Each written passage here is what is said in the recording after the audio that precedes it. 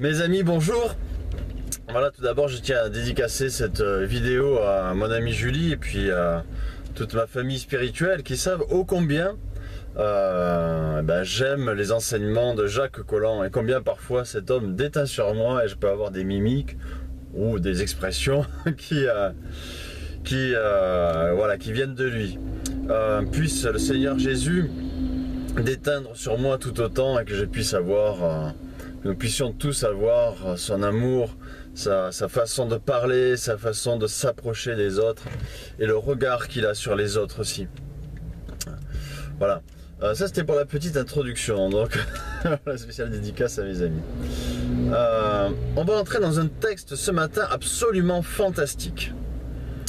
Un texte que le Seigneur Jésus nous cite quand il entre dans la synagogue, et j'étudiais ce texte justement en écoutant une vidéo de Jacques Collin sur l'Éden, voilà, sur l'Éden, et ça parlait de la plantation, puisque Dieu plante le jardin en Éden.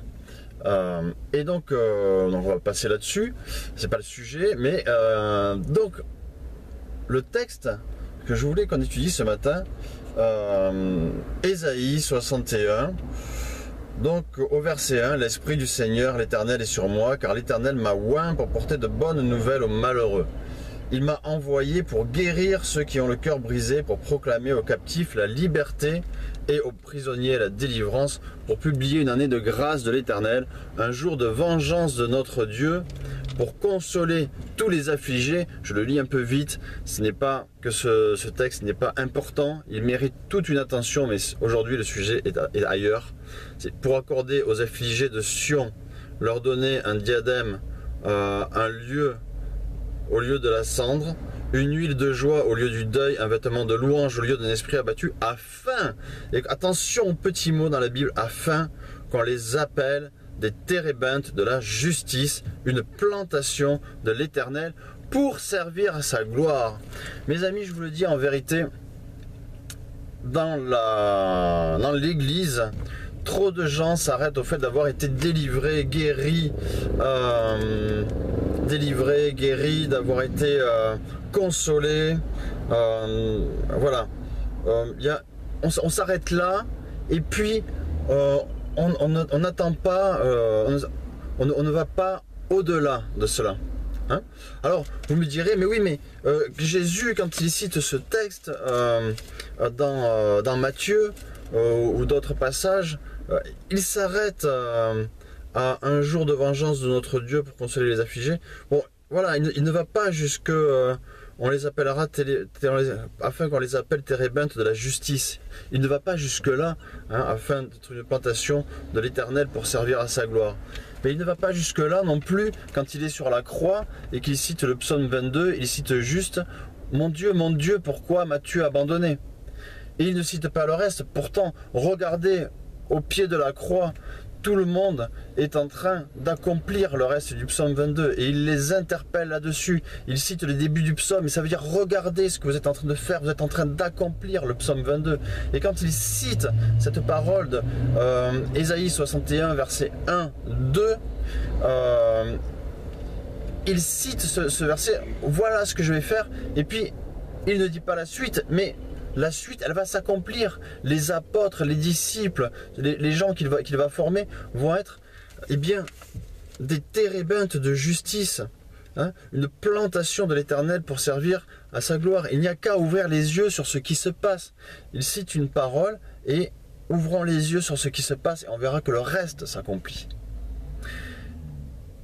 Qu'est-ce que c'est qu'un térébinte? Vous voyez, parce que en fait,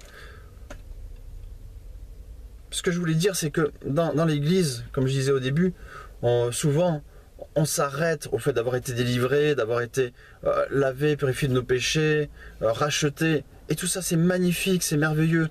Mais ça, c'est pour un but. Non seulement, d'abord, c'est parce que Jésus nous aime, parce que Dieu nous aime, hein, qu'il a fait ça. Notre papa d'amour nous aime. C'est pour ça qu'il a fait ça. Mais également afin qu'on les appelle des térébintes de la justice, une plantation de l'Éternel pour servir à sa gloire. Et vous savez, mes amis, à la fin de 3 évangiles, Matthieu, Luc, Marc, sauf Jean qui finit un peu différemment, il y a cet envoi des apôtres et des disciples vers les nations, vers les autres, pour proclamer, cela, hein, la délivrance, proclamer la bonne nouvelle de la venue de Dieu sur terre. Alors on me dira peut-être, quelqu'un me dira, oui mais c'était pour les apôtres, c'était pour les disciples de l'époque qu'ils disaient ça. Mais si tu dis ça, alors ça veut dire que la promesse également, je serai avec vous jusqu'à la fin des temps, n'était que pour les apôtres et que pour les disciples de l'époque. Donc ou on prend tout ou on ne prend rien. Ou on prend tout ou on ne prend rien. Il faut être logique. Donc, si on prend « je suis avec vous jusqu'à la fin des temps », si on prend qu'on reçoit l'Esprit Saint comme eux l'ont reçu, alors on prend aussi l'ordre de mission. On prend tout. Sinon, on ne prend rien, mes amis. Soyons honnêtes avec la parole de Dieu. Soyons honnêtes avec nous-mêmes. Ouvrons les yeux sur la vérité. Hein?